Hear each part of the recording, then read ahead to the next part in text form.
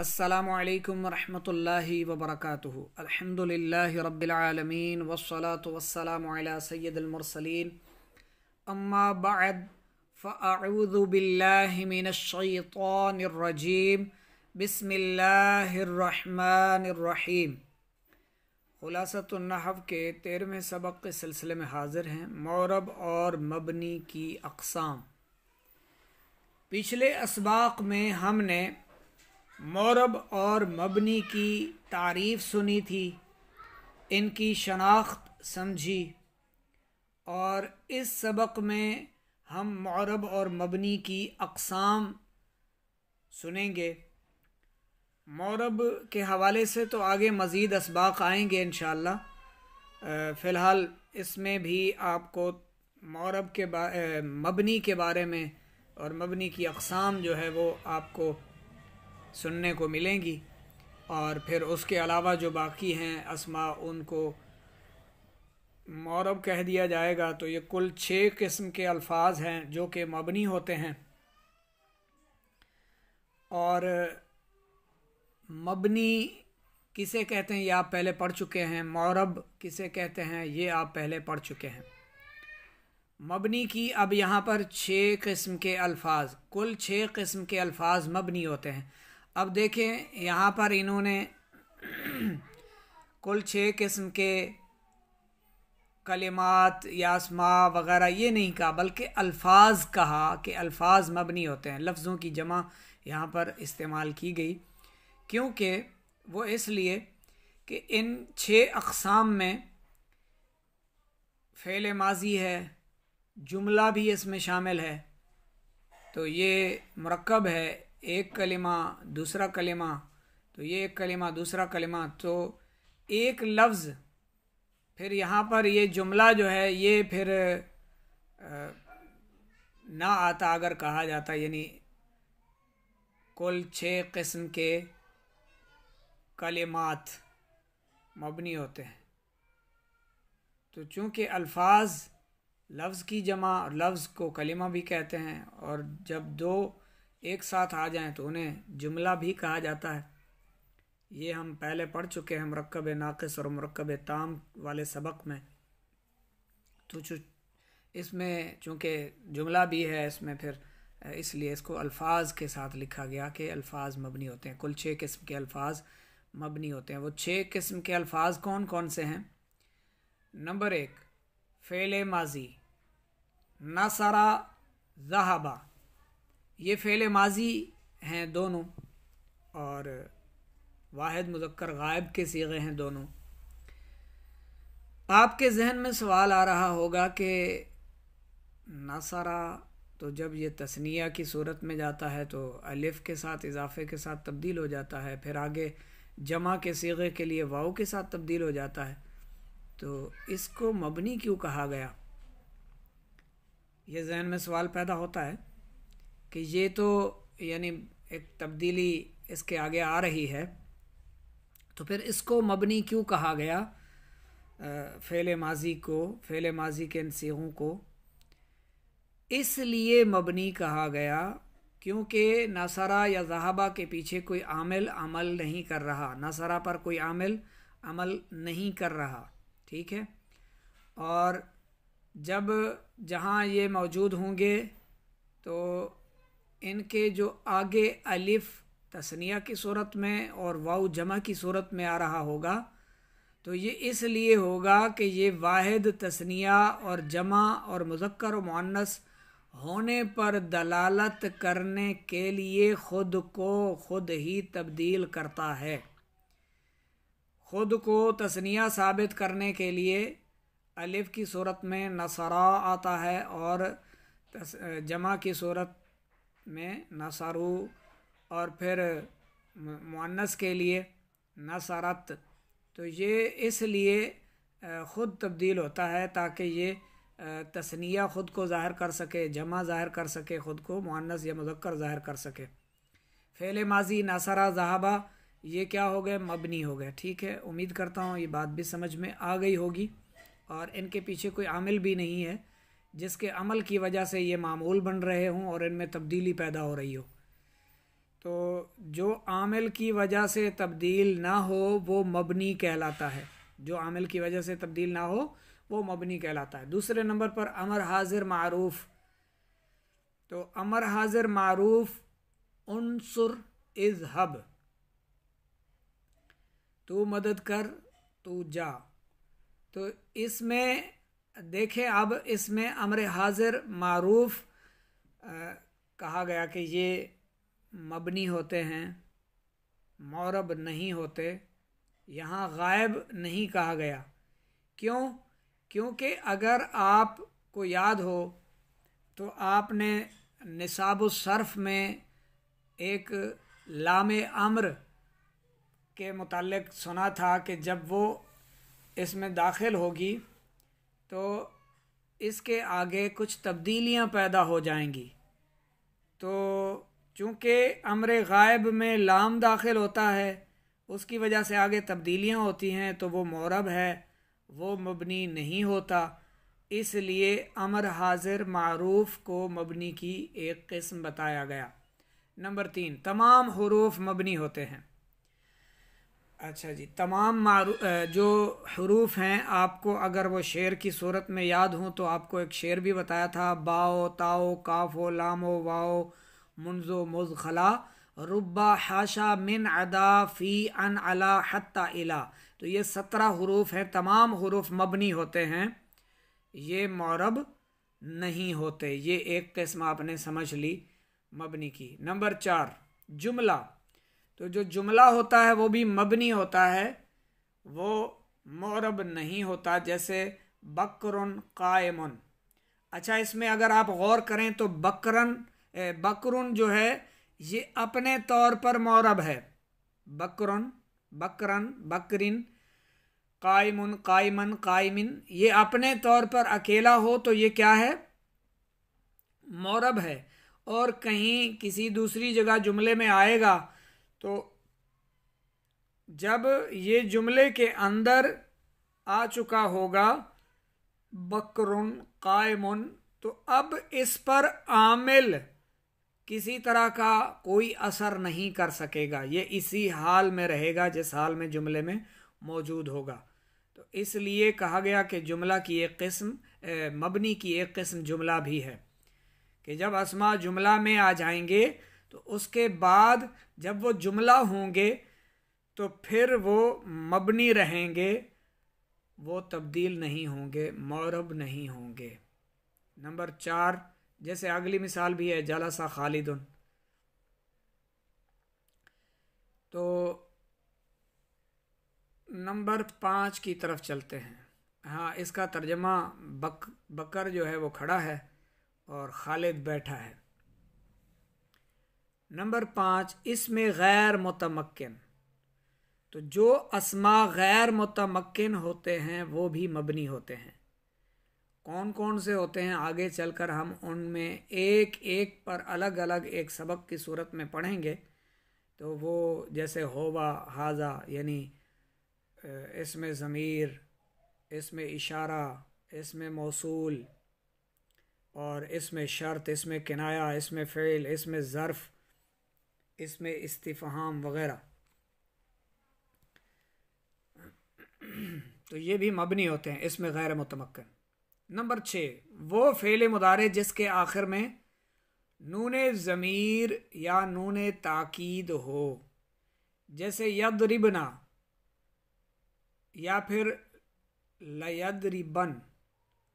अब लयदरिबन्ना और लयदरिबन में क्या आ रहा है? आपने निसाब सर्फ में पढ़ा था नूने ताकीद, और नून ताकीद जो होती है वो 2 किस्म की होती है, एक नून सकीला और दूसरी नून खफीफ़ा।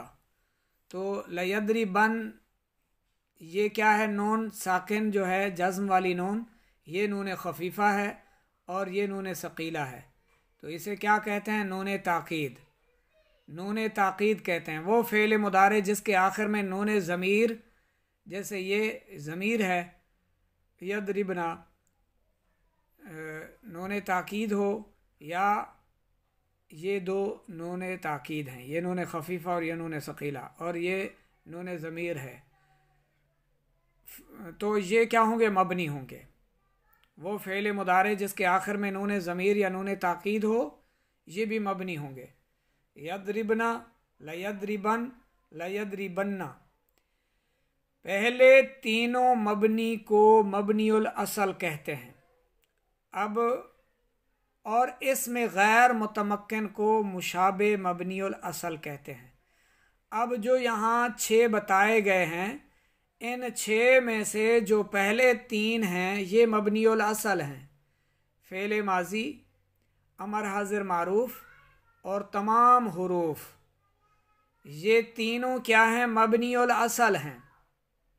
और जो इसमें गैर मुतमक्किन है ये मुशाबे मबनीउल असल है, इनसे मिलता जुलता है, इन्हीं की तरह है, इसलिए ये मुशाबे है मबनीउल असल के। और सिर्फ 2 किस्म के अल्फाज मौरब होते हैं। नंबर 1 इसमें मुतमक्किन, जिसे मौरब कहते हैं, और फिर इसकी जो किस्में हैं वो शुरू होंगी फिर मुनसरिफ और गैर मुनसरिफ। मुनसरिफ और गैर मुनसरिफ किसकी किस्म है? इसमें मुतमक्किन की, आगे चलकर हम पढ़ेंगे, ठीक है। मौरब की किस्में हैं मुनसरिफ और गैर मुनसरिफ। गैर मुनसरिफ मबनी की किस्म नहीं है। मुनसरिफ और गैर मुनसरिफ जो हैं वो मौरब की, इसमें मुतमक्किन की किस्मों में से हैं। तो मौरब सिर्फ 2 लफ्ज़ होते हैं। नंबर 1 इसमें मुतमक्किन, जैसे ज़ईदुन, रजुलुन यानी अस्मा। और दूसरे नंबर पर वो फ़ेल मुदारे जो नून ज़मीर और नून ताकीद से खाली हों, यानी जिनमें ये नून खफीफ़ा या नून सकीला या नून ज़मीर ना हो, इनसे खाली हों, तो फ़ेल मुदारे के वो सीगे, वो फ़ेल मुदारे जो नून ज़मीर नून ताकीद से खाली हो, तो फिर वो भी मौरब कहलाएगा। तो मौरब की सिर्फ ये 2 हैं, और इनमें से फिर जो शाखें निकलेंगी वो आगे हम पढ़ेंगे। जैसे यनसुर, अब यनसुर में नून ताकीद या नून ज़मीर या नून ज़मीर या नून ताकीद नहीं है, नून ताकीद से खाली है। तनसुरीना, यनसुरु, इसमें गैर मुतमक्किन की अक़साम। इसमें गैर मुतमक्किन जो होते हैं, अभी हमने सुना, वो मुशाबे होते हैं किन के? मबनीउल असल के। वो जो हमने ऊपर 3 पढ़े हैं, जैसे हर्फ है। अच्छा, हर्फ की तारीफ़ आप सबको याद होगी, वो कलिमा जो दूसरे कलिमात से मिले बगैर अपने मानी पर दलालत ना करे, यानी इस्म और फ़ेल से मिलकर ही उसका वो अपना माना ज़ाहिर करता है, उसके माने का कोई मकसद या कोई फ़ायदा होता है। उसके अलावा वो अपना ख़ुद से कोई माना ज़ाहिर नहीं करता, या ज़ाहिर भी करे तो उससे कोई हमें इस्तिफ़ादा हासिल नहीं होता। कोई शख्स कहता रहे मैं या मैं या वो, तो हमें इससे कुछ पता नहीं चलेगा वो क्या है, उसको क्या हुआ, उसके साथ क्या है। तो ठीक है, ये भी उन्हीं की मुशाबे हैं जो इसमें गैर मुतमक्किन है। और ये कई हैं, बहुत सारे हैं, जिनमें से यहाँ पर 8 जिक्र किए गए हैं। और भी हैं, लेकिन उनमें से ये 8 जिक्र किए गए हैं। नंबर 1 इसमें ज़मीर, जैसे आना, अंता, होवा। और इसमें ज़मीर तब हम इसको इस्तेमाल में लाएंगे, तब हम कहीं इसको लगाएंगे जब इसका मर्जे मौजूद होगा। ठीक है, ये अपने मर्जे की मोहताज होती है इसमें ज़मीर। मिसाल के तौर पर अगर कोई कहे उसने ये कहा, उसने वो कहा, उसने कहा मैं ये काम नहीं करूँगा, उसने कहा मैं ये काम आपको कर दूँगा, तो फिर सामने वाला कहेगा भाई किसने कहा है, किसके बारे में बात कर रहे हो, नाम तो बताओ उसका, कौन है वो। फिर अगर कोई नाम लेकर, अच्छा नाम नहीं लिया, तो फिर इन ज़मायर को इस्तेमाल करने का उस शख्स को कोई फ़ायदा हुआ? इसने ये कहा, वो वहाँ गया, वो यूं कह रहा था, उसने कहा मैं ये कर दूंगा, उसने कहा मैं ये नहीं करूँगा। तो इससे उसको कोई फ़ायदा हुआ? दूसरे को कोई फ़ायदा नहीं हुआ। उसने फिर से सवाल किया कि कौन, क्या कह रहे हो, किसके बारे में?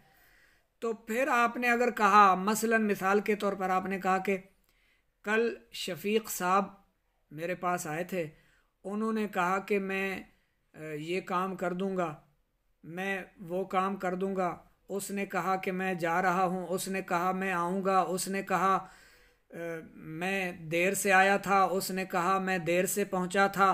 तो अब जितना उस इस लगाते रहें, ज़मायर लगाते रहें, ज़मीरें, तो अब सुनने वाले को फ़ायदा होगा, क्योंकि उसको पता चल चुका कि ये सारी ज़मीरें, ये सारे इशारे किन के बारे में हो रहे हैं, ये किसके बारे में बात कलाम हो रही है, शफीक साहब के बारे में। पता चल गया शफीक साहब मौजूद हैं।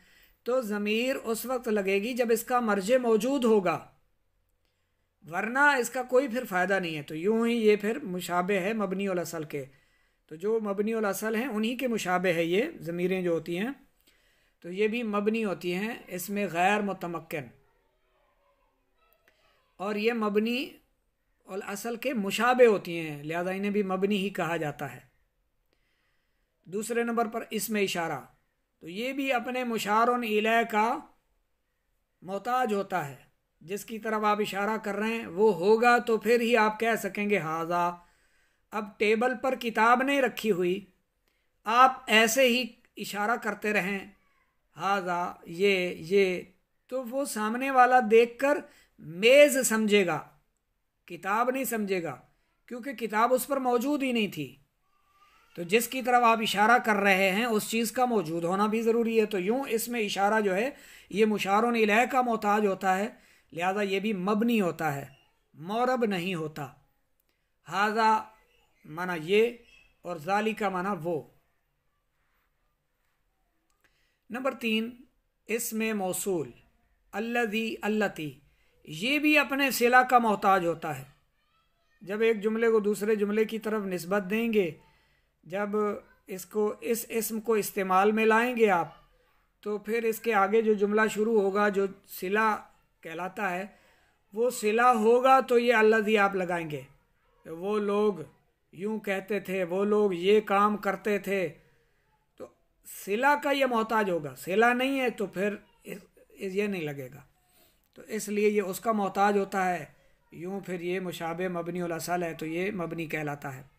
अल्लज़ी वो मुज़क्कर के लिए और अल्लती मुअन्नस के लिए।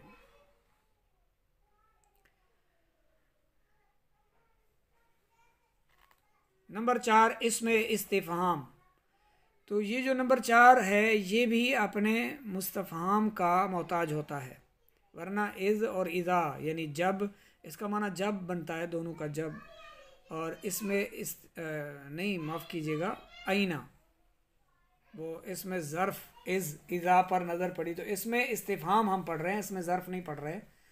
इसमें इस्तिफ़हाम को भी अपने मुस्तफ़हाम की ज़रूरत पड़ती है। आयना यानी कहाँ, या मता यानी कब, तो ये कब और कहाँ तब हम लगाएंगे इन अस्मा को जब इनका मुस्तफ़हाम मौजूद होगा, जिसके बारे में बात हो रही होगी, कलाम हो रहा होगा, ठीक है, तब हम इन्हें इस्तेमाल कर सकते हैं। लिहाजा ये यूँ फिर उसके मोहताज हैं, तो ये मुशाबे मबनी उल असल होकर मबनी हैं, ये भी मबनी हैं, इसमें गैर मुतमक्किन है।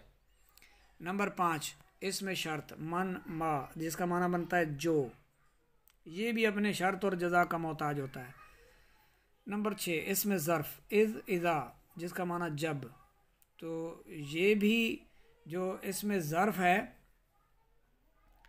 ये भी अपने उस पूरे जुमले का यानी दूसरे अस्मा का मोहताज होता है, तो उसके बग़ैर ये अपना माना ज़ाहिर नहीं कर सकता। लिहाजा ये यूं फिर मुशाबे मबनी उल असल कहलाता है। नंबर 7 पर है इसमें किनाया, कम यानी कितना, कज़ा यानी कैसे। 8 इसमें फ़ेल, है हाता या हैया, है हाता आइए, हैया आओ, हैया अला सलाह आओ नमाज की तरफ। तो ये इसमें फ़ेल जो है ये भी मबनी है, इसमें गैर मुतमक्किन है, मुशाबे मबनी उल असल है। तंबीह में कहा जा रहा है कि इसमें गैर मुतमक्किन के अलावा तमाम अस्मा मुतमक्किन मुअरब होते हैं। तो इसमें गैर मुतमक्किन के अलावा बाकी तमाम अस्मा जो हैं वो मुतमक्किन होते हैं, मुअरब होते हैं। सबक हमारा यहाँ मुकम्मल हुआ। तो ये तारीफ़ आपने इसमें गैर मुतमक्किन की याद रखनी है कि जैसे हर्फ अपना माना बयान करने के लिए, अपने माना को ज़ाहिर करने के लिए दूसरों का मोहताज होता है, तो इसमें गैर मुतमक्किन भी उसी की तरह दूसरों का मोहताज होता है, दूसरे कलिमात का, दूसरे अस्मा का, फिर ही अपना ये माना ज़ाहिर कर पाता है। इसलिए ये उनके मुशाबे है, इसलिए इनको मुशाबे मबनीउल असल कहा जाता है। सबक यहाँ मुकम्मल हुआ। इंशाल्लाह इसकी तमरीन के लिए हम नेक्स्ट वीडियो बनाएंगे आपके लिए।